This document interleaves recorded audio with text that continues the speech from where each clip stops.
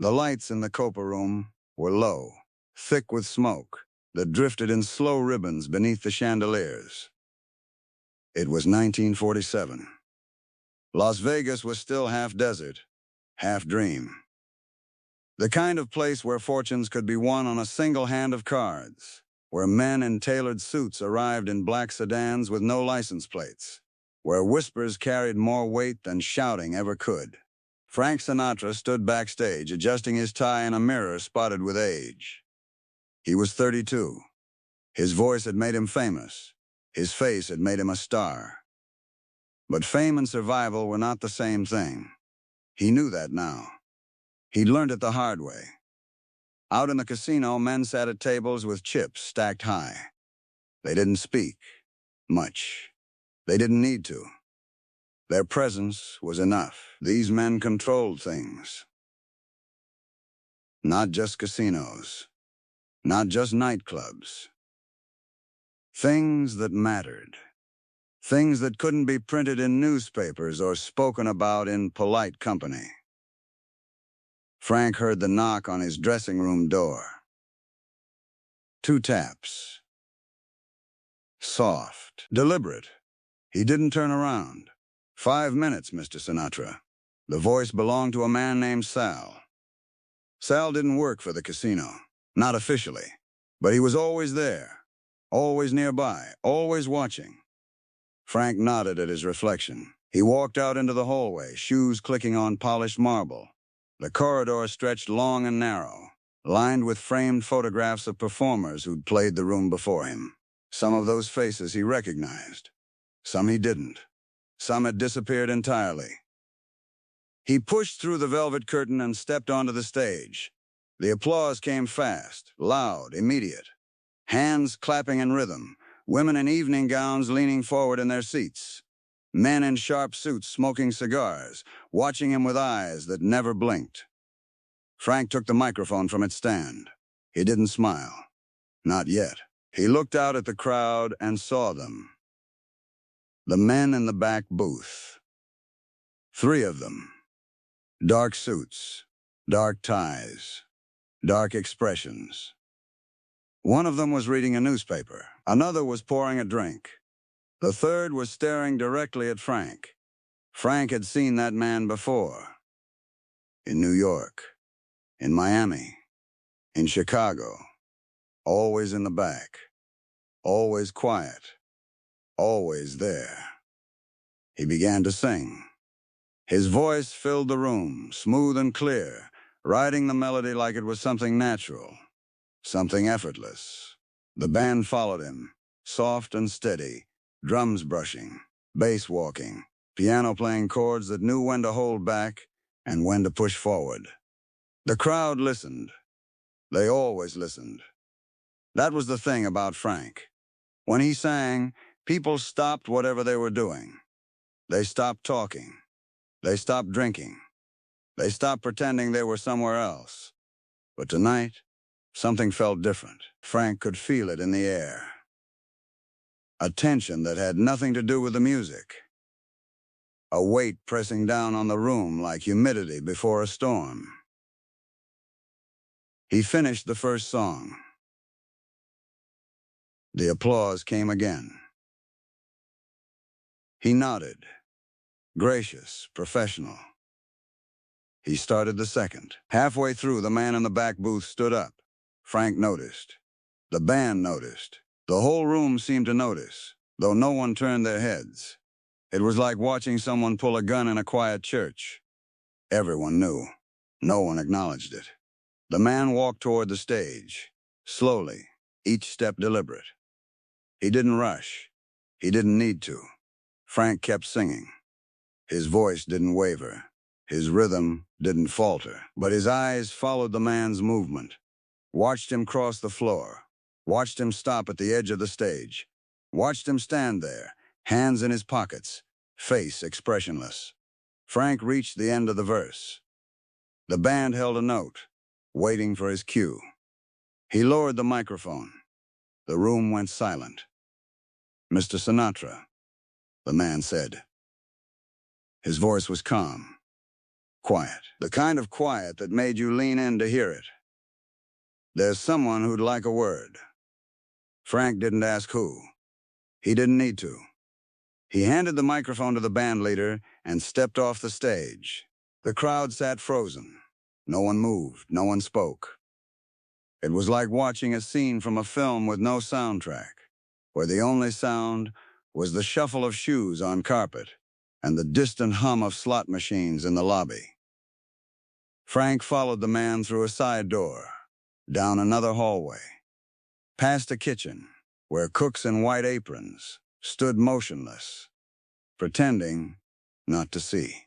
They stopped at a door with no name on it. The man knocked once.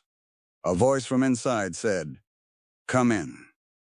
Frank stepped through. The room was small. A single desk, a single lamp, 2 chairs, and one man sitting behind the desk, his face half in shadow, half in light. He was older, maybe 60, maybe older than that. It was hard to tell. His eyes were sharp, clear, the kind of eyes that had seen everything and forgotten nothing. He gestured to the chair across from him. Frank sat. The man didn't speak right away. He just looked at Frank, studied him, like he was trying to decide something. Finally, he said, "You've been good to us." Frank didn't respond. "You don't ask questions. You don't make trouble. You sing. You smile. You keep people happy. That's valuable." Frank nodded once. The man leaned back in his chair. "But there are people who think you're getting too comfortable. People who think you're forgetting where you came from, who you know, what that means." Frank's jaw tightened. He kept his hands still. "I'm not forgetting anything," Frank said. The man smiled. Not warmly, just enough to show he'd heard. "Good," he said, "because there are others who aren't as forgiving. Others who think loyalty is something you prove every day, not just once." Frank knew who he was talking about. He didn't need names. He didn't need details. He'd grown up around men like this. Men who didn't threaten. Men who didn't need to. "I'm here, aren't I?" Frank said quietly. The man nodded. "You are. And that's why I wanted to see you. Not to warn you. Not to remind you. Just to make sure we understand each other." Frank met his gaze, held it. "We do," Frank said. The man reached into his desk drawer and pulled out an envelope. He placed it on the desk between them. "This is for you," he said, "a gesture. From people who appreciate what you do." Frank looked at the envelope. He didn't touch it. "I don't need anything," he said. The man's expression didn't change. "It's not about need. It's about respect. You take it. You say thank you. You walk out of here. And you keep singing." Frank reached forward and picked up the envelope. It was heavy, thick. He didn't open it. "Thank you," he said. The man nodded. "Good. Now get back out there. People are waiting." Frank stood. He turned toward the door. His hand was on the handle when the man spoke again. "Frank." He stopped. "You're a smart kid. You know when to talk and when to stay quiet. That's rare. Don't lose that." Frank didn't turn around. "I won't." He walked out. The hallway was empty now. The man who'd brought him was gone. The kitchen staff had returned to their stations. Everything looked the same as it had 10 minutes ago. But it wasn't the same. Frank walked back toward the stage. He could hear the murmur of the crowd, restless, wondering. He stepped through the curtain and took the microphone again. The band started playing. Frank began to sing. His voice was the same. His rhythm was the same. But something in his chest felt heavier now. Something he couldn't name. He sang for another hour. Songs about love, about loss, about nights that stretched too long, and mornings that came too fast. The crowd clapped. They cheered. They threw roses onto the stage. Frank smiled. He bowed. He thanked them. And when the show was over, he went back to his dressing room and sat alone in the dark. The envelope was still in his pocket. He took it out and placed it on the table in front of him. He didn't open it. He didn't need to. He knew what it was. He knew what it meant. It meant he was protected. It meant doors would open. It meant there were men in dark suits who would make sure certain problems never reached him. Men who would make phone calls. Men who would smooth things over. Men who would ensure that Frank Sinatra, the singer, the star, the voice that made women cry and men feel something they couldn't explain, would never have to worry about the kinds of troubles that destroyed other performers.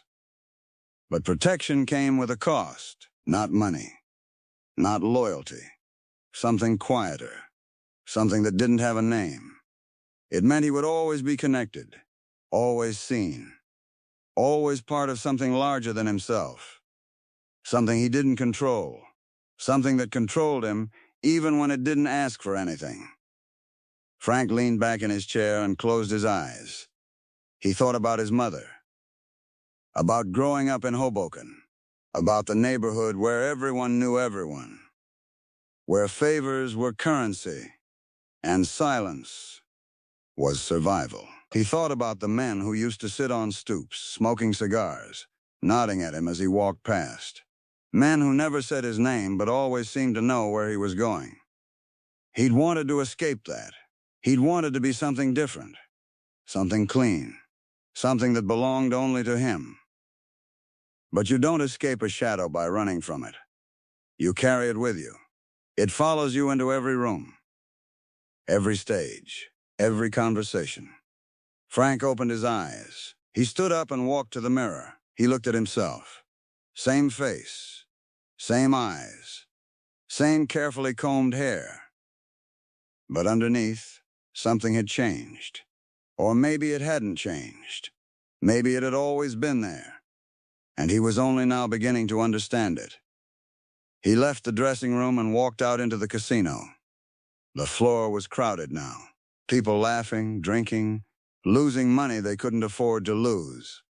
Security guards stood at the exits, watching everything, saying nothing. Frank walked past them. No one stopped him. No one asked where he was going. He stepped outside into the Nevada night. The air was cool. The sky was wide and black, stretched out like a canvas with no edges. He stood there for a long time, breathing, thinking. A car pulled up to the curb, the same black sedan he'd seen a dozen times before. The driver didn't get out. The engine idled. Frank walked toward it. The back door opened. He climbed in. The man sitting in the back seat didn't look at him. He was reading a newspaper. The same man from the booth, the one who'd walked up to the stage. "Good show tonight," the man said. Frank didn't respond. They drove in silence, through the desert, past billboards advertising other performers, other shows, other dreams. The radio played softly. Jazz. Something instrumental. Something without words. After a while, the man folded his newspaper and set it aside. "You know," he said, "people think this business is about power, about control, about making people do what you want." He turned to look at Frank. "But it's not. It's about understanding. It's about knowing who needs what, and making sure everyone gets just enough to keep things moving." Frank stared out the window. "You're good at that," the man continued. "You understand people. You know what they want to hear, what they want to feel. That's why you're valuable." Frank turned to face him. "What if I don't want to be valuable?" The man smiled. Not cruelly, not mockingly, just knowingly. "Then you wouldn't be sitting in this car." They arrived at a hotel. The man got out first. Frank followed. They walked through a side entrance, up a flight of stairs, down a hallway lined with photographs of old fighters, old gamblers, old ghosts. They stopped at a door. The man knocked 3 times. The door opened. Inside was a room full of men, some sitting, some standing, all watching. And at the head of the table, sitting in a chair that looked almost like a throne, was a man Frank had only seen in photographs. Lucky Luciano. He was older now, grayer, quieter, but his presence filled the room like smoke. He looked at Frank and smiled. "Come in, kid," he said. "Sit down." Frank sat. Lucky poured him a drink. Whiskey. "Neat. You did good tonight," Lucky said. "I heard the whole thing. Beautiful. Really beautiful." Frank took the glass but didn't drink. Lucky leaned back in his chair. "You know, people ask me all the time. They say, 'Lucky, why do you care about a singer? What's in it for you?'" He paused. "And I tell them, it's not about what's in it for me. It's about what's in it for all of us. You make people happy. You make them forget their problems. You make them feel like the world isn't as ugly as it really is. That's worth something. That's worth protecting." Frank looked down at the glass in his hand. "I never asked for protection," he said quietly. Lucky nodded. "I know. That's why you got it." The room was silent. Lucky stood up and walked to the window. He looked out at the city. The lights, the noise, the endless motion. "You're gonna go far, kid," he said, "farther than most. But you gotta remember something. You didn't get here alone, and you won't stay here alone." He turned to face Frank. "You keep singing, you keep making people happy, and we'll keep making sure nothing gets in your way. That's the deal. It's not written, it's not spoken, but it's there, and it always will be." Frank stood up. He set the glass down on the table without drinking it. "I understand," he said. Lucky smiled. "I know you do." Frank walked out. The hallway was empty again. The photographs on the wall seemed to watch him as he passed. He left the hotel and walked back into the night. The city glowed around him. Neon signs, blinking lights, laughter spilling out of open doors. He walked for hours, past casinos, past theaters, past alleys where men stood smoking in the shadows. He thought about everything, about where he'd come from, about where he was going, about the price of things that couldn't be bought or sold. When the sun began to rise, he stopped at the edge of the desert. The sand stretched out before him, endless and empty. He stood there, alone, watching the lights spread across the horizon. And in that moment, he understood something he'd always known, but never said. He was free to sing, free to perform, free to be loved by millions. But freedom, real freedom, was something else entirely. And some debts are never paid. They're just carried, quietly, without complaint, without acknowledgement. The sun climbed higher. The desert warmed. The city behind him began to wake. Frank turned and walked back toward it, back toward the lights, back toward the stage, back toward the life he'd chosen, or the life that had chosen him. Either way, the song continued.